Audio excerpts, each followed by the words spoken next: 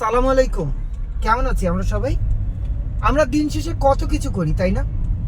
কত জায়গায় কতভাবে সময় দেই, কিন্তু এই যে 2025 সাল আসছে, একটু নতুন করে কিছু প্ল্যান করি না পরিবারের জন্য, ফ্যামিলির জন্য?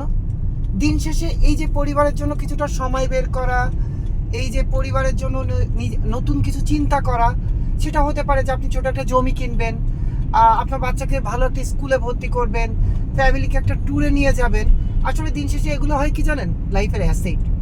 শুধু অফিসকেই যদি সময় দেন, একটা সময় আপনার কর্মজীবন শেষ হয়ে যাবে। একটা সময় আপনার কর্মজীবনের শেষ হয়ে যাওয়ার পাশাপাশি আপনার লাইফ শেষ হয়ে যাবে, বয়স হয়ে যাবে, সব কিছুই কিন্তু চলে যাবে। তো তখন কি করবেন?